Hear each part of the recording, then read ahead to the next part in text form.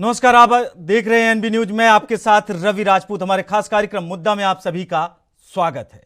वहीं प्रधानमंत्री नरेंद्र मोदी गुजरात के दौरे पर हैं। सोमवार को उन्होंने नवसारी में एक जनसभा को संबोधित किया। पीएम मोदी ने कहा कि गुजरात की जनता बीजेपी से प्रेम करती है। हमारे दिल में तो नवसारी है। नवसारी मेरे लिए नया नहीं है और मैं नवसारी के लिए नया नहीं हूँ। भले ही अपने मुझे प्रधानमंत्री का काम दिया हो, मेरे दिल में नवसारी वही है। पीएम ने कहा कि गुजरात इस बार सारे रिकॉर्ड तोड़ने जा रहा है। वहीं उन्होंने कहा कि हमने लंबे समय तक संगठन के लिए काम किया है। गुजरात से अलग होकर देश के अलग अलग कोने तक आज गुजरात की जनता चुनाव लड़ रही है। जनता में एक अलग तरह का उत्साह है। आपके प्यार और आशीर्वाद से मेरा ऊर्जा बना रहता है। वहीं दूसरी तरफ कांग्रेस नेता राहुल गांधी ने राज्य में अपनी पहली चुनावी रैली को संबोधित किया था। गांधी ने कहा कि भारत जोड़ो यात्रा के दौरान किसानों, युवाओं और आदिवासियों से मिलने व उनकी समस्याओं को सुनने के बाद उन्हें उनका दर्द महसूस हुआ है। दरअसल सूरत के महुआ में रैली को संबोधित करते हुए कांग्रेस के नेता आदिवासियों को लेकर कहा कि वे देश के पहले मालिक हैं।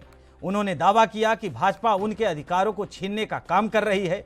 गांधी ने कहा कि वे अपने आप को नवसारी कहते हैं, ये यह नहीं कहते कि आप पहले देश के मालिक हैं।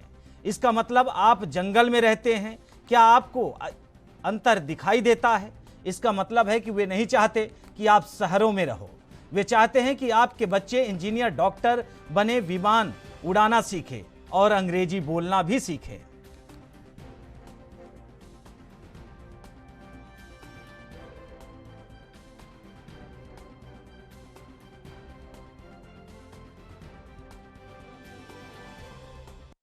કોંગ્રેસનું કામ બોલે છે। અલા ભાઈ 90 થી તો તમે સત્તામાં જ નથી, કામ ક્યારે કર્યું? મને કહો ભાઈ ખંભાતવાલા, 90 થી છે સત્તામાં લોકો? તો જે પાર્ટી 32 વર્ષથી સત્તામાં ના હોય એ કામ કઈ રીતે કરે? એ કે રોડ રસ્તા બનાયા, બંદરો બનાયા, ગામે ગામ વીજળી પહોંચાડી, શાંતિ સ્થાપિત કરી, મહિલાઓના માટે અનેક યોજનાઓ લાયા। આ બધું થયું ખરું, પણ તમે નથી કર્યું। એ તો નરેન્દ્ર મોદી અને ભારતીય જનતા પાર્ટીએ કર્યું છે ભાઈ। ભારતીય જનતા પાર્ટીએ આ રાજ્યથી શરૂઆત કરી સમગ્ર દેશની અંદર એક પરિવર્તનનો માહોલ ઉભો કરવાનું કામ કર્યું છે। હમણાં ખબર નહીં શું તાવ આવ્યો છે, કોંગ્રેસ વાળા સરદાર પટેલનું નામ બોલે લો ભાઈ। હું તો જન્મ્યો ત્યારથી બધા કોંગ્રેસિયા સરદાર પટેલનું નામ લેતા બીતા। સરદાર પટેલને અપમાનિત કરવા માટે કોંગ્રેસે कोई कसर ना छोड़ी। सरदार पटेलना अग्नि संस्कार पण सन्मान साथे न थाय, त्याथी लई सरदार साहेबनु स्मारक ना बने, सरदार साहेब ने भारत रत्न ना अपाय। आ बधा ज पेंतराओ कांग्रेस पार्टीए कराता। नरेंद्र भाईए सरदार साहेबना सन्माननी अंदर दुनियानी सौथी मोटू पुतरू स्टेच्यू ऑफ यूनिटी बनाई। सरदार साहेब ने श्रद्धांजलि आपવાનું काम अपना मेरे संगठन को धन्यवाद, यशस्वी प्रधानमंत्री मोदी जी, अमित भाई शाह जी को, नड्डा जी, हमारे राष्ट्रीय अध्यक्ष जी को, कि मुझे आदिवासी क्षेत्र अहमदाबाद से इस वक्त मैं 4 घंटे दूरी पर हूं, यहाँ मुझे भेजा गया। यहाँ भोजपुरिया लोग नहीं, और मैं आप लोगों को सच बताऊं, हर जगह भाजपा का माहौल है, हर जगह मेरे यशस्वी प्रधानमंत्री मोदी जी का माहौल है। डबल इंजन की सरकार 150 सीटों के साथ गुजरात में आ रही है। मैं अपनी सरकार की कार्यशैली को मेरे बोलने से पहले जनता खुद बोल रही है। गुजरात किसी झूठ के लॉलीपॉप में, किसी झूठ की राजनीति में नहीं फंसेगा। गुजरात फ्री में कुछ नहीं चाहता, क्योंकि गुजरात तो देता है, गुजरात फ्री में लेता नहीं। यहाँ का अगर आदिवासी व्यक्ति भी है वो भी मेहनत करता है, और सब लोग मेहनत करके जीना चाहते हैं। तो गुजरात एक अलग ही प्रदेश है। यहाँ पर किसी की झूठ की राजनीति, आतंकवादी को संरक्षण देने वाली राजनीति, दंगा फैलाने वाली राजनीति, राष्ट्र का तुष्टीकरण करने और राष्ट्र विरोधी पार्टियों की जगह इस पवित्र गुजरात में की नहीं है। क्योंकि गुजरात जानता है उसके वोट की कीमत, और राम मंदिर बनता है उसके वोट की कीमत 370 हटता है। गुजरात जानता है उसके एक वोट से स्वदेशी आज हमारे फाइटर हेलीकॉप्टर्स बन रहे हैं, INS विक्रांत बन रहा है। एक एक वोट की कीमत गुजराती समाज जान रहा है। तो मैं सबको दावे के साथ कहता हूं आपके माध्यम से कि गुजरात में 150 सीटों से भारतीय जनता पार्टी की डबल इंजन की सरकार, यशस्वी प्रधानमंत्री मोदी जी, नरेंद्र भाई, भूपेंद्र भाई और अमित भाई शाह जी के जो शक्ति है, जो उनका कार्यशैली है, उस पर हम लोग जीत रहे हैं। उनका उमंग भरा डांस और खुशी से दमकता चेहरा, आपकी धारदार चाल ऐसी ही बनी रहे आदरणीय। आपने 15 साल में दिल्ली नगर निगम में क्या काम किया, उनके पास उसका जवाब नहीं है। सुनो तो सही। उनके पास उसका कोई जवाब नहीं है। गुजरात की जनता उनसे पूछ रही है कि 27 साल में आपने गुजरात में क्या काम किया, उनके पास कोई जवाब नहीं है। रोज़ फर्जी स्टिंग लेके आते हैं। देश की जनता को इस किस्म की गंदी राजनीति पसंद नहीं आती है। जनता चाहती है कि उनके मुद्दों की बात हो। जनता के घर का खर्चा नहीं चल रहा, महंगाई इतनी हो गई है, गैस के दाम बढ़ रहे हैं, सब्जियों के दाम बढ़ रहे हैं, दूध के दाम बढ़ रहे हैं, दही के, हर चीज़ के दाम बढ़ रहे हैं। उसका इनको इससे कोई लेना देना ही नहीं है। रोज़ केजरीवाल को गालियाँ देने से जनता का पेट तो नहीं भरता ना। हम हैं जो जनता की बातें कर रहे हैं। हम कह रहे हैं बिजली फ्री करेंगे, बच्चों को रोज़गार देंगे, बच्चों के स्कूल बनाएंगे, तुम्हारा इलाज फ्री कराएंगे, इसीलिए जनता को वो पसंद आ रहा है। मेरी एक छोटी सी नसीहत है बीजेपी वालों को कि ये गंदी राजनीति, तू मैं, गाली गलौज, लफंगई, गुंडागर्दी, ये छोड़ के थोड़ा सा जनता के हित की बात सोचना चाहिए। मैं यही कहना चाहता हूँ, वो वीडियो में वो कह रहे हैं कि वो कोई मसाज करा रहा है, VIP ट्रीटमेंट है, वो फिजियोथेरेपी कर रहा है, डॉक्टर ने उनको रिकमेंड किया था। अमित शाह जी जब यहाँ के मंत्री थे गुजरात में, वो जब जेल में थे, उनको VIP ट्रीटमेंट जो मिला था यहाँ पे जेल में गुजरात में, ऐसा कोई VIP ट्रीटमेंट सत्येंद्र जैन को नहीं मिल रहा। आप पता कर लीजिए यहाँ पे अमित शाह को क्या VIP ट्रीटमेंट मिलता था, वहाँ पे तो सत्येंद्र जैन को। गुजरात के रण का सूरमा कौन, आज इसी मुद्दे के साथ आज हम चर्चा की शुरुआत करेंगे। आपको बता दें कि बीजेपी से साथ हमारे साथ आलोक वत्स जी हैं, वहीं कांग्रेस से रतन तिवारी जी और आम आदमी पार्टी से अनूप पांडे जी। आप तीनों लोगों का बहुत बहुत स्वागत है। वहीं पहला प्रश्न आपसे है आलोक वत्स जी, 182 सीटें हैं और 150 जीतने का दावा, किन बुनियादी कार्यों को लेकर आप इतने बड़े दावे कर रहे हैं आलोक वत्स जी? देखिए, एक चीज जान लीजिए कि गुजरात का चुनाव ऑलरेडी जनता ने मन बना लिया है। 27 साल तक हम काबिज थे, वॉल्यूम थोड़ा सा, आने वाले 5 वर्ष तक और हम काबिज रहेंगे। और ये हमारी कार्यशैली के बदौलत है, ये हमारी कार्य क्षमता के बदौलत है, ये हमारा जनता के प्रति विश्वास की बदौलत है। आज एक्सपोर्ट में गुजरात हिंदुस्तान का सबसे बड़ा एक्सपोर्टर है। $1,26,05,00,000 का वहां से एक्सपोर्ट हो रहा है नियमित। आज पूरे हिंदुस्तान के अंदर कहीं भी 850 बड़ी मेगा यूनिट वहां पर दिन रात कार्यरत है और 35,000 MSME वहां कार्यरत है।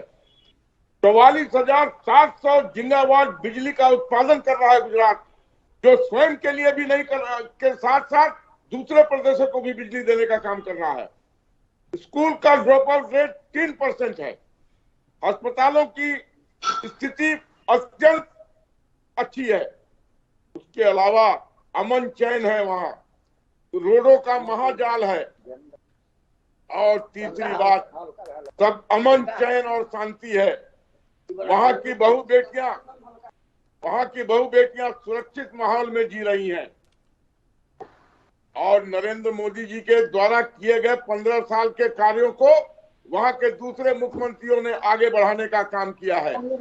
आज पर कैपिटा इनकम हिंदुस्तान में सबसे ज्यादा है गुजरात का। गुजरात एक खुशहाल प्रदेश है, वहाँ की जनता जानती है सुरक्षित है, और भारतीय जनता पार्टी का जो वहाँ शासन रहा है 27 वर्षों का, उसको आगे बढ़ाने का काम वहाँ की जनता करेगी। और इस बार वहाँ पर रिकॉर्ड वोटों से हम जीतेंगे। हम 142 से 150 के आंकड़े को छूकर ही दम लेंगे। आलोक वत्स जी, दावे इतने बड़े मत करिए कि खोखले साबित हो जाएं। पहली चीज, मोरबी हादसा आपके ही शासनकाल में हुआ। आलोक वत्स जी, अब आपने बड़ी बड़ी झोंक ली तो हमारी भी सुन लीजिए।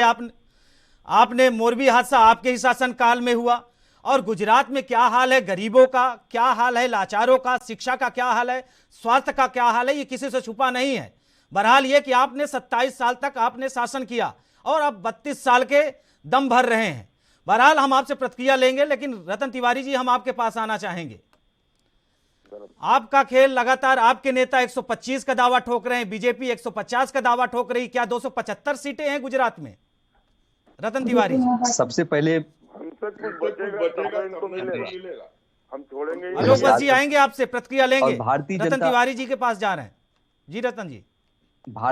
भारतीय जनता पार्टी के प्रवक्ता को मैं ये कहना चाहता हूं कि आप मुंगेरी लाल के जो सपने हैं वो देखना बंद कर दीजिए।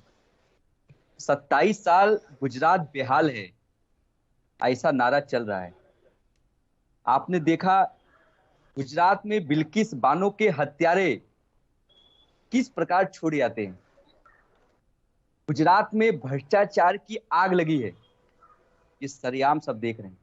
आपने देखा होगा अडानी पोर्ट पे कितनी बड़ी मात्रा में ड्रग्स मिल रहे हैं। आपने देखा मोरबी का जो पुल गिरा, उसमें ये 150 से ज्यादा लोग मारे गए, उसमें छोटे छोटे बच्चे थे, उनका क्या गुनाह था? ऐसी, और वो जो ठेका दिया गया था एक घड़ी बनाने वाली कंपनी पे, अभी तक उस हादसे की जांच नहीं हुई, आरोपी पकड़े नहीं गए। और हमारे मोदी जी डंकी की चोट पे गुजरात में गली गली घूम के प्रचार कर रहे हैं। अगर आपने विकास किया है, अगर आपने काम किया है, तो प्रचार करने की कोई आवश्यकता नहीं है, क्योंकि आपको पता है पिछले बार 10 सीट से आप बच गए थे। इस बार आप देख लेना 50 से ज्यादा सीट नहीं आएगी, दावे के साथ कहता हूं। और रही बात ओवैसी और केजरीवाल की, ये दो मोदी के दोस्त हैं जो मोदी को जिताने के लिए मदद करने आए हैं, लेकिन उनकी भी दाल नहीं गलने वाली है। रतन तिवारी जी, आपने गिना तो दिए। देख रहे हैं राहुल गांधी जी की यात्रा से लोग प्रभावित हैं। रतन तिवारी जी, आपने इसके लिए गिना आप देखना दिए। आने वाले समय में आपने अडानी का नाम ले लिया, अंबानी का नाम ले लिया, गुजरात में शिक्षा का क्या स्तर, आपने इसका भी नाम ले लिया, वहां पे दारू माफिया है, आपने सब नाम ले लिया। आपके नेता ऐन जब चुनाव नजदीक आ गया, मतदान नजदीक आ गया, तब जा रहे हैं प्रचार करने। पहली चीज। दूसरी चीज, ये किस बुनियादी, आपने कौन सा आंदोलन किया बीजेपी के विरोध में? आपने उनके कार्यों को लेकर कौन सा आंदोलन किया? जनता अगर आपको चुने तो किस बेसिक पे चुने?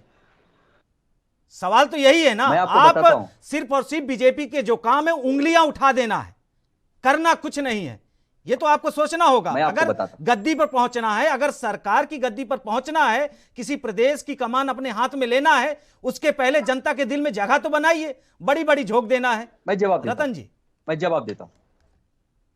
हमारे जब हम विपक्ष का मुद्दा उठाते हैं, देश का मुद्दा उठाते हैं, तो यही लोग, भाजपा के लोग, लोकसभा में हमारी माइक बंद कर देते हैं, हमारे सांसदों को निलंबित कर देते हैं और हमको बोलने नहीं दिया जाता। कांग्रेस पार्टी, आपने देखा हाथरस की बेटी की जब बात थी तो कांग्रेस पार्टी सड़क पे थी।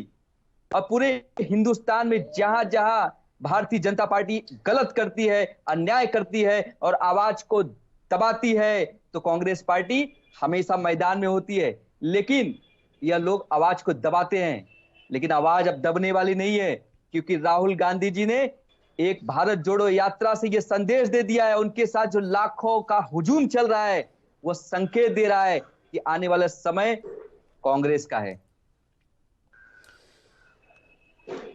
अनूप पांडे जी, आपका तो हमें लगता है सीधा सीधा है, न खेलब न खेले देव तोरे कुइयां में थूक दे।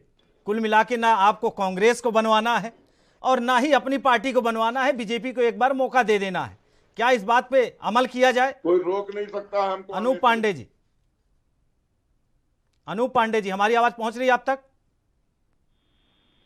अनूप पांडे जी के पास हमारी आवाज नहीं पहुंच रही। आलोक वत्स जी आपके पास आना चाहेंगे। रतन जी तो सीधा सीधा आपको कह रहे हैं कि लगातार आप एक नया आयाम, अच्छे कामों में नहीं बुरे कामों में, बीजेपी भारतीय जनता पार्टी, चाहे गुजरात हो, उन्होंने यूपी का भी जिक्र कर दिया, राज्यों का भी उन्होंने जिक्र कर दिया, सिर्फ और सिर्फ बीजेपी, उनके शब्दों में अगर हम अपने शब्दों को उनके शब्दों को पिरोएं तो इसका मतलब है कि बीजेपी सिर्फ और सिर्फ झूठे वादे करती है और जन दिखावटी कुछ और है और अंदर से कुछ और है। आलोक वत्स जी, वादे, अगर हमने झूठे वादे किए तो आज विश्व की 5वीं सबसे बड़ी अर्थव्यवस्था में भारत को क्यों खड़ा कर दिया? आज विश्व में जब वैश्विक मंदी है, इंग्लैंड, अमेरिका, फ्रांस, जर्मनी में डबल डिजिट में इन्फ्लेशन है, महंगाई दर है, तो माननीय नरेंद्र मोदी के नेतृत्व में हिंदुस्तान में 7% पर बांध के रखा हुआ है। और गुजरात की जनता पर उंगली उठाने का काम जो कांग्रेस कर रही है, 27 वर्षों तक अगर हमको वहां उन्होंने काबिज किया है तो हमने लूट के नहीं। आलोक वत्स जी, आलोक वत्स जी, आप 27 वर्षों की बार बार दुहाई दे रहे हैं। आलोक वत्स जी, आप 27 वर्षों की बार बार दुहाई दे रहे हैं। आप ये बताइए 27 वर्षों में आप सिर्फ 3 नाम गिनाइए, 3 काम गिनाइए अपने। आलोक वत्स जी, आप अपने 3 काम गिना दीजिए कि आप 27 सालों में गुजरात की जनता के लिए, गुजरात के युवाओं के लिए, गुजरात के जो गरीब तबके के लोग हैं उनके लिए आप 3 काम गिना दीजिए जिसके लिए आपने काम किए हैं। आप 1 मिनट रुक जाइए। इन्होंने यूपी की बात की, यूपी में इन्होंने कहा लड़की हूं लड़ सकती हूं। ये तीनों पोस्टर गर्ल जो लड़की हूं लड़ सकती हूं, ये तीनों बीजेपी में आ गई।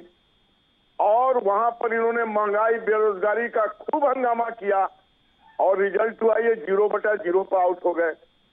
और रही बात गुजरात और हिमाचल में, तो मैं माननीय कांग्रेस के प्रवक्ता को बताना चाहता हूं, जो दिखता है व्यापार में और राजनीति में वही बिकता है। ये तो दिखाई दिए गुजरात में अंतिम चरण में। अब पछताए हो क्या जब चिड़िया चुग गई खेत।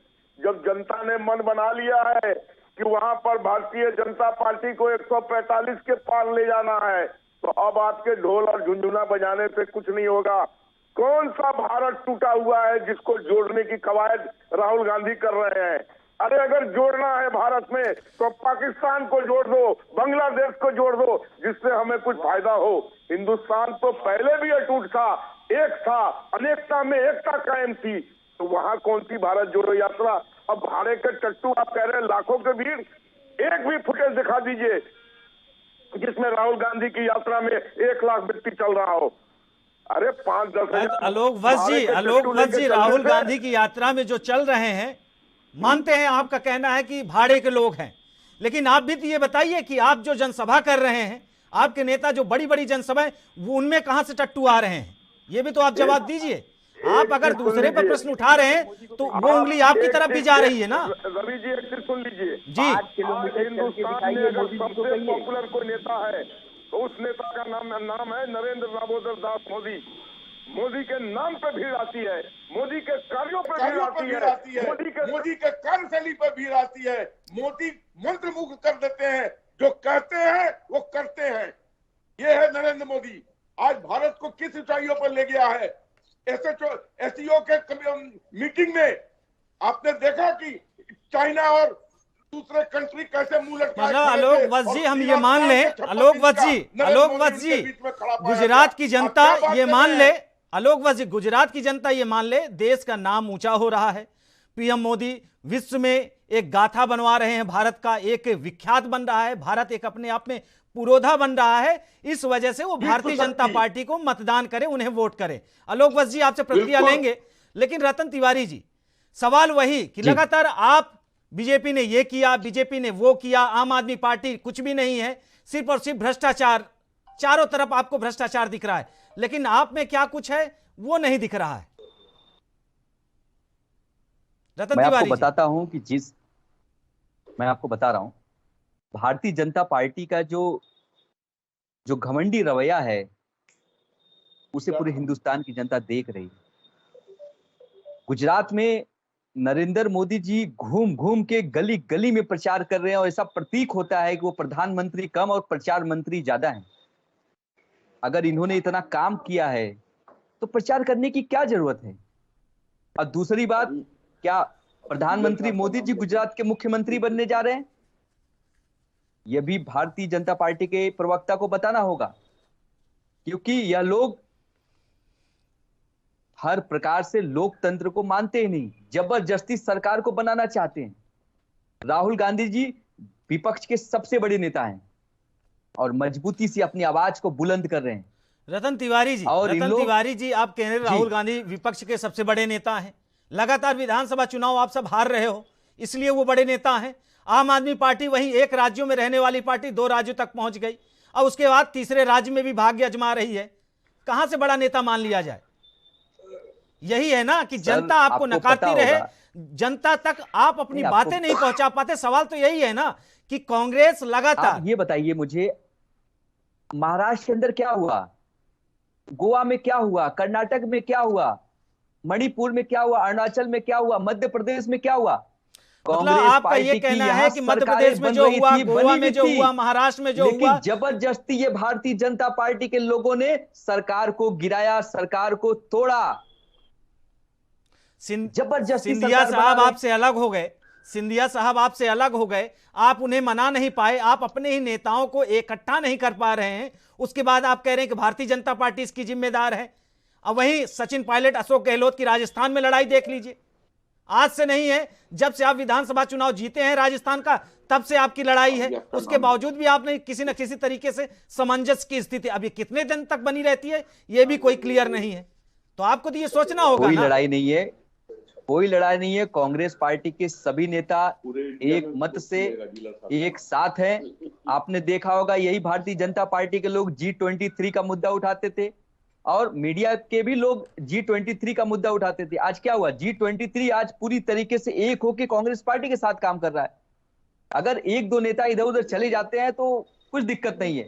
कांग्रेस समुद्र है, एक जाता है तो 10 आता है।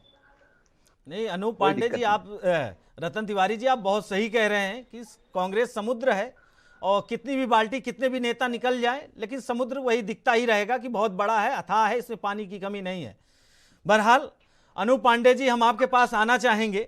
हमने आपको इससे पहले भी आपसे यही प्रश्न पूछा था, न खेलब न खेले देव, तोरे कुइयां में थूक देव। आपका हाल क्या है? कुल मिला के ना अपनी सरकार बनानी है, ना कांग्रेस की बनवानी है, और यानी कि बीजेपी के लिए आप रास्ता साफ कर रहे हैं। अनूप पांडे जी, नहीं, ऐसी बात नहीं है। देखिए, गुजरात में जनता बहुत परेशान है। परेशान ये है कि भारतीय जनता पार्टी को वोट देना नहीं चाहती है और कांग्रेस की सरकार चाहती नहीं है कांग्रेस की सरकार बने। तो एक विकल्प है, एक बेहतर आम आदमी पार्टी है वहाँ की जनता के लिए। और ये जितनी विकास की बातें हमारे भारतीय जनता पार्टी के प्रवक्ता अभी गिना रहे थे, ठीक है, अच्छा बात है, बहुत भारी विकास हो गया है। तो जब बहुत विकास हुआ है तो वहाँ 27 बार पेपर लीक कैसे हो जाता है? बहुत विकास हुआ है तो क्या मोरबी की पूल जैसा विकास हुआ है? बहुत विकास हुआ है तो वहाँ शराब क्यों बिक रही है जहरीली?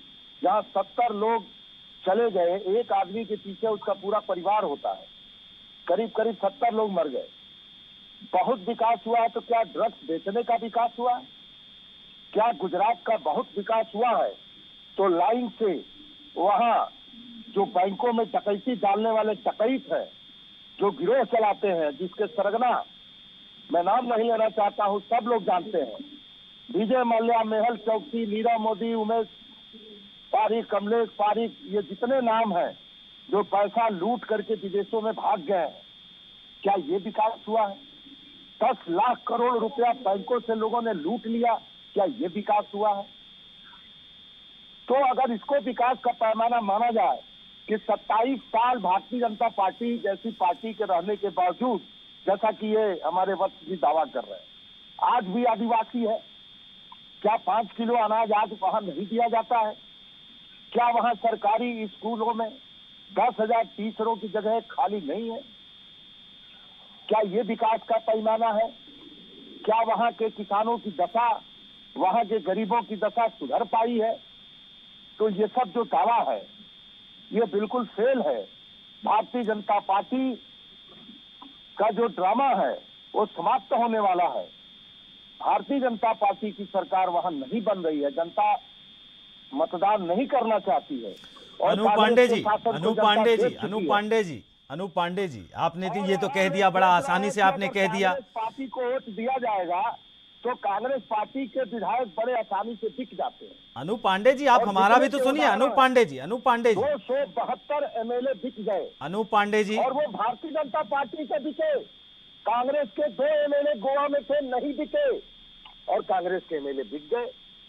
तो सवाल यह है कि भाजपा और कांग्रेस इलू उलू जो कर रही है, अब वहां पे ये काम चलने वाला नहीं है। मतलब आपका कहना है कि भाजपा और कांग्रेस ये जो चुनाव लड़ रही है सिर्फ दिखावटी है, बाकी सरकार तो आम आदमी पार्टी की बननी है, ये माना जाए? बिल्कुल सरकार बन रही है। अनूप पांडे जी, ठीक। अनूप पांडे जी, आपने अभी नशे की बात कही कि गुजरात में शराब खुलेआम बिक रहा है, पंजाब में आपकी सरकार है, पंजाब में ऐसे ऐसे नशा बिक रहे हैं। चिट्टा, ये कौन सा नशा होता है, इससे युवा कितना पीड़ित हैं, ग्रसित हैं, ये आपको खुद पता होगी, आपके सरकार को पता होगी।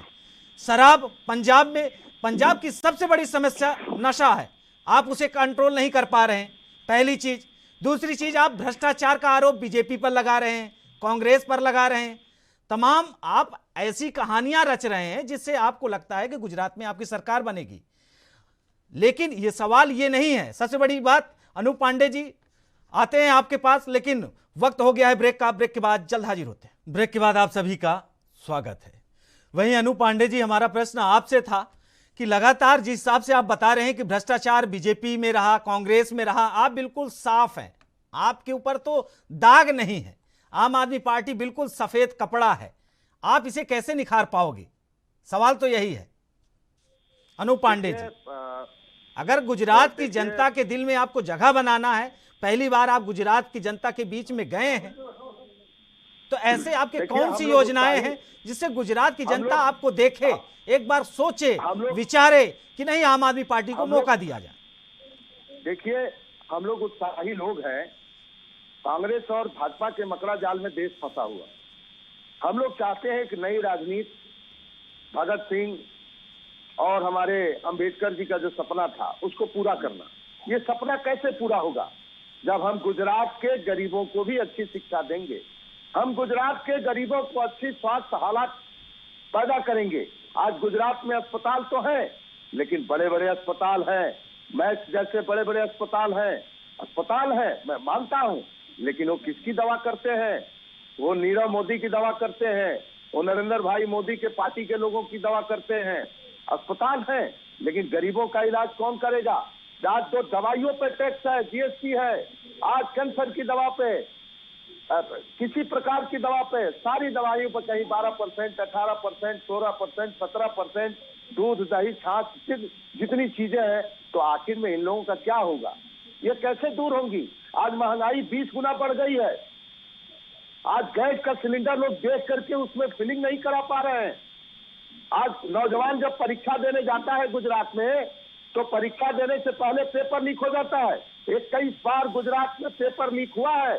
ये नौनिहाल बच्चों का भविष्य चौपट करने वाली सरकार अब 1 मिनट रहने के काबिल नहीं है। आपको पता है, ये लोग किसानों की जमीन को भी उद्योगपतियों, कारपोरेट घराने को दे रहे थे, नीलाम कर रहे थे। आज देश की सारी संपत्तियां नीलाम है। आज रेल, सेल, भेल, गेल, जितना भारत की पूंजी सब नीलाम किया जा रहा है। किसको दिया जा रहा है? अडानी और अंबानी जैसे अपने मित्रों को। और इन लोगों से चंदा लेके ये लोग रैलियां कर रहे हैं। भारतीय जनता पार्टी का जो फंड है रातों दिन चौगुना बढ़ रहा है। देश के लोग गरीब हो रहे हैं, 5 किलो अनाज का इंतजार कर रहे हैं। और नरेंद्र भाई दामोदर दासी के जो कारपोरेट जो घराने के लोग हैं, वो रातों दिन चौगुना अमीर हो रहे हैं। तो ये चंद लोगों को अमीर बनाने वाली सरकार है, ये पेपर लीक करने वाली सरकार है, ये गुजरात में शराब बंदी है फिर भी शराब पिछवाने वाली सरकार है, ये शराब पिकवा करके जहरीली लोगों को जान मारने वाली सरकार है। अनूप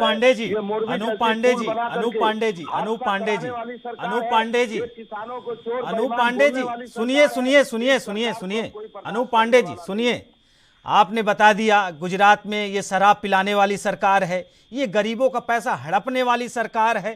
ठीक है, आपके जितने भी आरोप हैं ये भारतीय जनता पार्टी के प्रवक्ता आपको जवाब देंगे, लेकिन आप भी तो दीजिए जवाब। आपके मंत्री जेल में मसाज करवा रहे हैं, शराब घोटाले के आप पुरोधा माने जा रहे हैं। शराब कैसे बिकती है, शराब से पैसा कैसे कमाया जाता है, ये कोई आपसे सीखे। अनूप पांडे जी आगे आप सवाल तो सुन लीजिए। अनूप पांडे जी आगे आप सवाल तो सुनिए। रतन तिवारी जी आपसे प्रतिक्रिया लेंगे। रतन तिवारी जी, नरेंद्र मोदी भी करते हैं, ये सारी ड्रग्स भारतीय जनता पार्टी के कार्यालय में जाती है, वहाँ सप्लाई होती है। राहुल गांधी जी के नशे को कोई नहीं दिखा है। रतन तिवारी जी, आप किसी गरीब आदमी का मजाक उड़ा रहे हैं, हो जाती है मुझे वाला। आप देख रहे हैं लगातार हत्या हो जाती है, लगातार हत्या नहीं हो रही है। रतन तिवारी जी आपसे जवाब लेंगे। रतन तिवारी जी आपके पास आएंगे।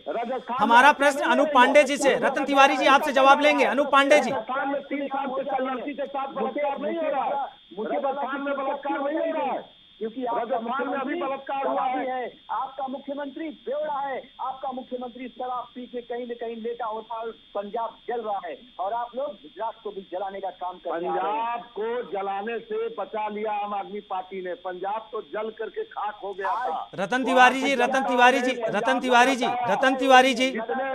जितने आ रहे हैं चपेट में, रतन तिवारी जी आप, अनूप पांडे जी आप थोड़ा, हम लोग उसको निकाल रहे हैं। रतन तिवारी जी आप, अनूप पांडे जी आप दोनों। हमारा प्रश्न आलोक वत्स जी से है। आलोक वत्स जी, आप देख रहे हैं लगातार आप पे आरोप लगाए जा रहे हैं कि आप जनता के पैसों को लेकर सरकार बना रहे हैं, आप जनता के पैसों को लेकर आंदोलन कर रहे हैं, बड़ी बड़ी रैलियां कर रहे हैं जनता के बीच में, जनता का ही पैसा इन्वेस्ट करके बाद में आप वोट मांग रहे हैं। आपके ऊपर शराब घोटाले का भी आरोप लगाया है उन्होंने, अनूप पांडे जी। आम आदमी पार्टी ये कह रही कि बीजेपी भारतीय जनता पार्टी एक दिन के लिए भी गुजरात में सरकार बचाने लायक या सरकार चलाने लायक सरकार नहीं है। सीधे सीधे आप पे आरोप है। आलोक वत्स जी, ठीक है, अनूप पांडे जी से मैं पूछना चाहता हूं कि दिल्ली में प्रदूषण पूरे इंडिया में सबसे ऊपर स्तर पे है। APQ 400, 350 से 450 है। उस जहरीली हवा में लोगों को, बच्चों को जीने का काम इसके बदौलत हुआ है। इन्होंने कहा था पंजाब में हमारी सरकार आएगी तो पराली जलाने का हम बिल्कुल पराली मुक्त कर देंगे, लेकिन पश्चिमी उत्तर प्रदेश में 37% पराली में गिरावट किया हमारी सरकार ने। हरियाणा में 33% पराली जलाने का कम किया हमारी सरकार ने, और पंजाब में भगवत मान सिंह और केजरीवाल के नेतृत्व में 21% ज्यादा पराली जलाई गई है। इसका जवाब दे कौन है? और दिल्ली में यमुना को इन्होंने कहा था कि यमुना को निर्मल गंगा कर देंगे। आज हिंदुस्तान का सबसे प्रदूषित अगर कोई नदी है तो वो यमुना नदी है, और केजरीवाल के कार्यकाल में यह काम हो रहा है। जिसको दिल्ली का मुख्यमंत्री के लिए लोगों ने चुना था, वो अपनी सीट छोड़ के अब पूरा आलोक वत्स जी के भरोसे छोड़ आप पे उन्होंने आरोप लगाया। आलोक वत्स जी, तुमने मोहल्ला क्लिनिक बनाया, अनूप पांडे जी ने आप पर आरोप लगाया। आलोक वत्स जी, आप बात तो सुने, प्रश्न तो सुने, सीधे आप उन पर आरोप लगा रहे हैं, वो आप पर आरोप लगाए, जवाब तो कोई दे ही नहीं रहा। जनता जवाब सुनने के लिए बैठी है कि ओनली आरोप प्रत्यारोप।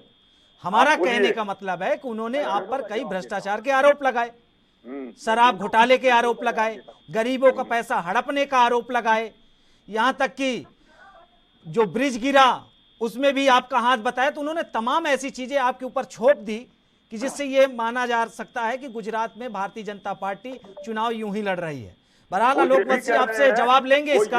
आलोक वत्स जी इसका जवाब लेंगे आपसे, लेकिन रतन तिवारी जी काफी देर से कुछ बोलना चाह रहे हैं। आलोक वत्स जी आपसे जवाब लेंगे इसका, काफी देर से रतन तिवारी जी कुछ बोलना चाह रहे हैं। रतन जी, आम आदमी पार्टी किसका वोट काट रही है, आपका या फिर बीजेपी का? आपकी सरकार बनवाएगी या बीजेपी की? बनना तो एक की है। मैं आपको बता रहा हूं कि इन्होंने, आम आदमी पार्टी सिर्फ कांग्रेस पार्टी का वोट काटने का काम कर रही है, कांग्रेस पार्टी का नुकसान करने का काम कर रही है। और ये देख लेना, क्योंकि मोदी जी की जो दो दोस्त हैं, एक केजरीवाल जी, एक वैसी साहब, मोदी जी ने रिक्वेस्ट करके ये दोनों व्यक्तियों को गुजरात में बुलाया है कि आप आइए, मुझे बचाइए, मुझे जिताइए, क्योंकि आप आएंगे तो कांग्रेस का वोट काटेंगे। ओवैसी जहां अपने राज्य में वो सभी सीटें पे चुनाव नहीं लड़ते, वो गुजरात में 70 सीट पे चुनाव लड़ रहे हैं। केजरीवाल साहब का गुजरात में नामो निशान नहीं है, वो सरकार बनाने का दावा कर रहे हैं। तो ये साफ संकेत है ये दोनों मित्र मोदी के आके गुजरात में खेल को किस प्रकार से खेला जाए कि कांग्रेस पार्टी को नुकसान हो और भारतीय जनता पार्टी का फायदा हो। लेकिन गुजरात की जागरूक जनता समझदार है, वो जानती है कि 27 साल हमने अपने आप को ठगा हुआ महसूस किया है, लेकिन इस 27 साल के बाद ये कारवां अब नहीं आगे चलने वाला है। इस बार ब्रेक लगेगा और डबल इंजन की सरकार जो है गुजरात के युवाओं को नशे की तरफ धकेलने का जो काम कर रही है। गुजरात में दारू जो खुलेआम बिक रही है, गुजरात में सड़कें जमीन में धंस जा रही हैं, मुरबी जैसे पुल गिर के सैकड़ों लोग बेगुनाह लोग मारे जा रहे हैं। एक ही बात को कितना बार ये घिसा पिटा रिपीट कीजिएगा? एक ही बात को कितना बार रिपीट कीजिएगा? आप चिंता मत करिए, घिसा पिटा नहीं है, ये लगातार जवाब है, क्योंकि आपने हर वर्ष 2 करोड़ रोजगार देने का भी वादा किया था। तारीख को आज आपका वहां से विदाई तय है। बेरोजगार 8 तारीख को हमें विजयश्री प्राप्त होगा। दिन ये और सब मैं आपको गुजरात में भारतीय मिलूंगा। जनता पार्टी के मैं इन प्रवक्ता से पूछता हूँ कि भाई अब तो बता दो कि हमारे 15 लाख कब मिलने वाले हैं, अच्छे दिन इनका खाता खोल के रखिए, हम 15 लाख रतन तिवारी जी, रतन तिवारी जी, रतन तिवारी जी, रतन तिवारी जी, रतन तिवारी जी, आप 2014 से 15 लाख रुपए मांग रहे हैं, आज तक आपको मिला? आपके अकाउंट में पहुंचा? क्योंकि ये झूठी सरकार है। नहीं, आप सुनिए तो रतन तिवारी जी, 2014 से आप 15 लाख रुपए मांग रहे हैं, आपको मिला? नहीं मिला। और हर चुनावी रैली में, हर अड्डे पे, हर जनसभा में, हर नुक्कड़ सभा में आलोक वत्स जी, मैं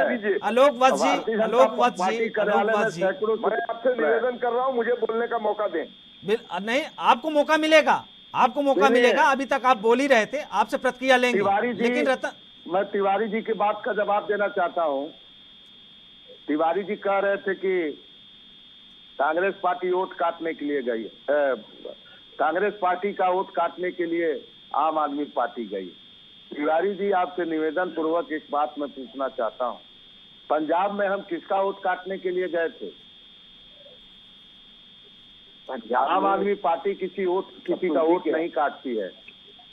आम आदमी पार्टी जनता द्वारा निर्मित पार्टी है और जनता विकल्प की तलाश में है, और वहां पे अरविंद केजरीवाल जी को जनता हाथों हाथ ले रही है। अनु पांडे जी, कहाँ गरीबों की पार्टी, आप लोगों के छक्के छुड़ाए हुए है, और दोनों लोगों के बीच से आम आदमी पार्टी आगे निकल रही है। और आज नंबर 1 पे हम चल रहे हैं। धीरे धीरे इतनी सीटें आ जाएंगी कि हमें किसी की सपोर्ट की जरूरत नहीं पड़ेगी। भारतीय जनता पार्टी और कांग्रेस पार्टी का हाल जो दिल्ली में हुआ वो गुजरात में होने जा रहा है। अनु पांडे जी, ये समझ के फेर से, ये समझ के परे है।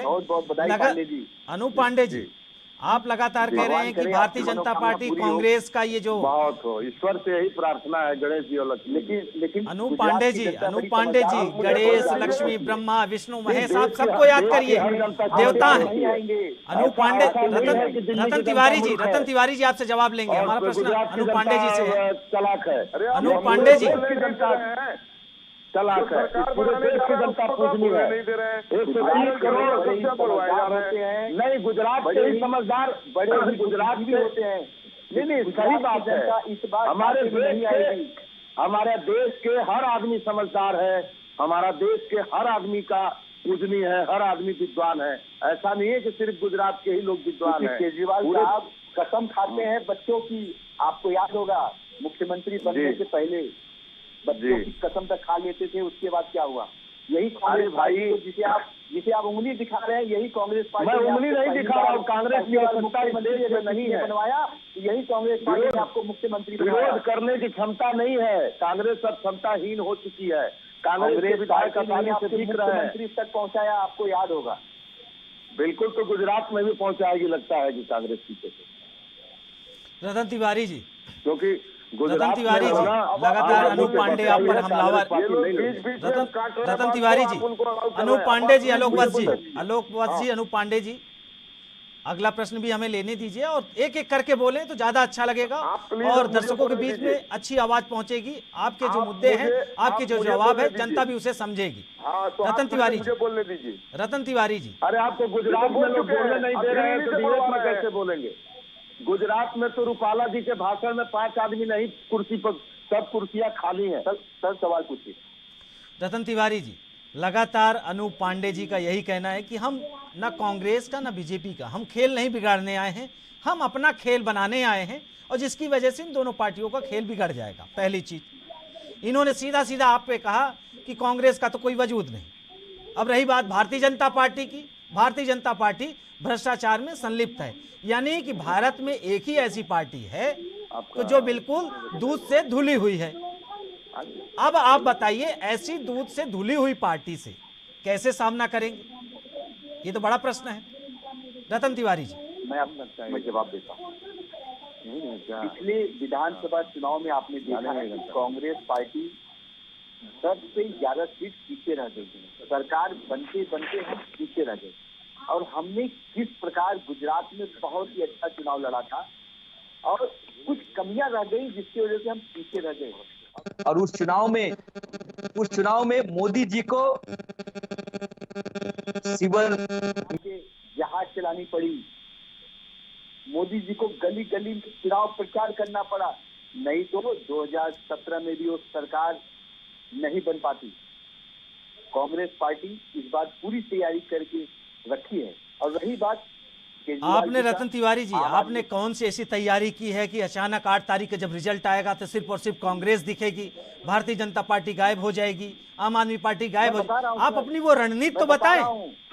मैं रणनीति बता रहा हूँ। आपने पंजाब में देखा होगा, हमारे आम आदमी के प्रवक्ता भी बैठे। पंजाब में तो बहुत अच्छी तरीके से पंजाब की जनता और देश की जनता ने भी देखा है। मैं आपको बता रहा हूँ सर, आपने पश्चिम बंगाल में देखा होगा क्या होता है। कभी कभी जो परिणाम आते हैं हमें आपको भी पता नहीं होता है, परिणाम आने वाले हैं। और आम आदमी पार्टी का मैं आपको जवाब दे दूं, यह इनकी पार्टी 1 या 2 सीट पे जीत जाए तो बहुत बड़ी बात है। यह कम से कम 40-50 सीट पे कांग्रेस पार्टी का नुकसान करने आए हैं। इसके लिए जनता को हम लोग समझा भी रहे हैं और समझाने में कामयाब भी हो जाएंगे, क्योंकि आम आदमी पार्टी ओवैसी की पार्टी सिर्फ बीजेपी को फायदा पहुंचाने। आप अपने एमएलए लोगों को समझाइए ना जो 275। कोई दिक्कत नहीं। जो गोवा में आप बिके हैं वो चुनाव में मध्य प्रदेश में बिक गए। मैं आपको बता रहा हूँ कैसे बिक गए। अनूप पांडे जी, आपको तो आपका कुनबा आपसे संभल नहीं रहा है, आप कांग्रेस पे बार बार उंगली कर रहे हैं। लेकिन सवाल, आपके नेता लगातार, आप देख लीजिए, आपके नेता मसाज करवा रहे हैं जेल में, किसी ने कोई कुछ बोला नहीं? बोला तकलीफ में है। अच्छा, तकलीफ में है। उनके ऊपर दोष क्या है आज तक सीबीआई नहीं बता पाई, ईडी नहीं बता पाई, न ईडी बता पाई उनके ऊपर दोष क्या है, न सीबीआई बता पाई, न पुलिस प्रशासन, न दिल्ली प्रशासन। वो कुल मिलाकर जेल में सीखने गए हैं। चैनल पर बता दीजिए कि सत्येंद्र अनूप पांडे जी, हम लोगों को भी पता चल जाए। अनूप पांडे जी, बिना किसी जुर्म के, बिना किसी गलती के, अनूप पांडे जी थोड़ा सुनने की क्षमता रखिए। अनूप पांडे जी, हमारे सिसोदिया जी के घर पर क्या मिला आज देश की जनता को आप बता दीजिए। तीनों प्रवक्ता शांत रहेंगे, बताइए। सिसोदिया जी के घर पे क्या मिला, क्या नहीं मिला, क्या मिला, क्या नहीं मिला? सिसोदिया जी तो जेल में है नहीं कि सिसोदिया जी जेल में है? अगर कुछ नहीं मिला रोज जेल भेज रहे हैं तो आपका कहने का मतलब आपके नेताओं को ये मन मुताबिक उठा के सिर्फ जेल में ठोस रहे हैं और फिर आप वहां पे मसाज करवा रहे हैं। चलिए ठीक है, वो भी माना। फिजियोथेरेपी, मेंटल टॉर्चर किया जा रहा है, मानसिक रूप से प्रताड़ित किया जा रहा है। केजरीवाल जी को एलजी साहब रोज प्रताड़ित करते हैं, तो कहां से हम यहाँ का एटमॉस्फेयर ठीक करेंगे? मतलब आपका कहने का मतलब है कि आप करना बहुत कुछ चाहते हैं। यातना दिया जा रहा है लेफ्टिनेंट गवर्नर के जरिए। ये अमित भाई शाह सरकार चलाना चाहते हैं। यहाँ हम क्या कर सकते हैं? हम तो जनता के गरीब लोग हैं, किसी तरीके से लड़ रहे हैं अंग्रेजों के खिलाफ। ये ब्रिटानिया हुकूमत वाली सरकार है। अनूप पांडे जी, आपने सीधे सीधे भारतीय जनता पार्टी को अंग्रेज बता दिया कि ये अंग्रेजों की हुकूमत है इस समय भारत में। अब इसका जवाब तो आलोक वत्स जी देंगे। आलोक वत्स जी, आप मुझे आप बोलने का टाइम दीजिए, इन लोगों को बहुत टाइम दे दिए आप। जी जी जी बोले। आप मेरी बात सुनिए, ये आम आदमी पार्टी वाले कह रहे हैं कि हम दूध के धुले हुए हैं। तो दिल्ली में एमसीडी चुनाव में टिकट कौन बेच रहा है? कौन पकड़ा गया टिकट बेचते हुए? किसके यहाँ से 55 लाख रुपए की रिकवरी हुई? और रही बात कांग्रेस के प्रत्याशी, कांग्रेस के तिवारी जी बोल रहे थे कि प्रधानमंत्री गली गली घूम रहे हैं। तो मैं गांव गवई से आता हूं, मैं बिहार के बहुत सुदूर गांव का रहने वाला हूं। हमारे यहाँ बहुत बड़े समाज सेवी थे, डीलर साहब हैं, वो बार बार कहते थे कि लड़ाई में और प्यार में सब कुछ जायज है। तो चुनाव भी एक लड़ाई है, ये डाइल्यूटेड लड़ाई है। अगर इस लड़ाई में थल सेना, अग्नि सेना, जल सेना, वायु सेना सबका प्रयोग करना होता है तो हम भी प्रयोग कर रहे हैं। नरेंद्र मोदी पहले भारतीय जनता पार्टी के सिपाही हैं, बाद में प्रधानमंत्री। तो हमारे सब सिपाही, चाहे ऊंचे सिपाही हो या छोटे सिपाही हो हमारे जैसा, हम सब दिल से दिमाग से चुनाव में लग आलोक वत्स जी और लगे रहते हैं। आलोक वत्स जी, आप अपनी लिखी आलोक वत्स जी आप अपनी लिखी कविता बार बार दोहरा दे रहे हैं, लेकिन जो अनूप पांडे जी ने आप पर आरोप लगाया है, उन्होंने सीधा सीधा और बहुत बड़ा आरोप लगाया है कि आलोक वत्स जी और उनकी पार्टी जहां जहां भी सरकार है अंग्रेजों की सरकार है, और देश में जो हुकूमत इस समय है मौजूदा हालत में वो भी अंग्रेजों की हुकूमत है। कैसे जवाब देंगे? आप लिखी लिखाई कविता गा रहे हैं। नहीं, कौन सी लिखी लिखाई कविता गा रहे हैं? हम हर वक्त चुनावी मोड में रहते हैं, हम जनता के साथ बराबर कनेक्ट रहते हैं। तो ये क्या लिखी लिखाई कविता है? हमको भारत जोड़ो की आवश्यकता नहीं पड़ती है, क्योंकि हम बराबर जुड़े रहते हैं लोगों से। और मुझे एक चीज बताइए, देश का कौन व्यक्ति है जो कहेगा कि हमारा रतन तिवारी जी आपसे प्रतिक्रिया लें। रतन तिवारी जी आपसे जवाब लेंगे, 1 मिनट आपसे जवाब ले। आलोक वत्स जी बोल रहे हैं, उनको बोलने दीजिए। आलोक वत्स जी, मैंने कहा कि कांग्रेस जहां जहां गई है वहां पर 0/0 पर इसको जनता ने आउट कर दिया है। कांग्रेस लुप्त भारत, कांग्रेस मुक्त भारत तो तय हो गया है, अब कांग्रेस लुप्त भारत की तैयारी है। और रही बात केजरीवाल जी की, तो हिमाचल में ये गए ही नहीं। उसके बाद उत्तर प्रदेश में खूब ढिढोरा पीटा, वहां 0, सारे जमानत जब्त हो गए। 72 सीट पर जमानत जब्त हो गया, और सीटों पर इनके लोगों को 1000, 2000, 3000 वोट आना। वही हाल इनका गुजरात में होने वाला है। गुजरात की धरती पर हम 27 बरस से जनता के विश्वास से अपने कार्यों की बदौलत कायम है, न कि किसी के कृपा पर। अब एक मोरबी हादसा, ऐसा ही हादसा हुआ लखीमपुर खीरी में कि आपने हमारे आदमी ने रोक दिया, और क्या रिजल्ट आया? 6 की 6 लखीमपुर सीट भारतीय जनता पार्टी के झोले में। और आज मैं ठीक, आलोक वत्स जी ठीक आपने जवाब दिया। रतन तिवारी जी आपसे प्रतिक्रिया लेंगे, हमारे पास समय कम है, छोटा छोटा कमेंट हम तीनों लोगों से लेंगे। रतन तिवारी जी, अगर आपको गुजरात में सरकार आपको लगता है कि कांग्रेस की बनवानी है, ऐसे 3 कौन ऐसे एजेंडे हैं, 3 ऐसे कौन आपके मुद्दे हैं जिन्हें गुजरात में सत्ता बनने के बाद आप पूरा करने की कोशिश करेंगे? रतन तिवारी जी, इसके बाद अनूप पांडे जी। आप जानते हैं कि हमने जो वादा किया है 10 लाख की दवाई हम गुजरात के हर गुजरातियों की दवाई मुफ्त कराएंगे, किसानों के कर्जे के नाम 100 रुपए में हम गैस सिलेंडर देंगे, जो गैस सिलेंडर आज 1100 में बिक रहा है।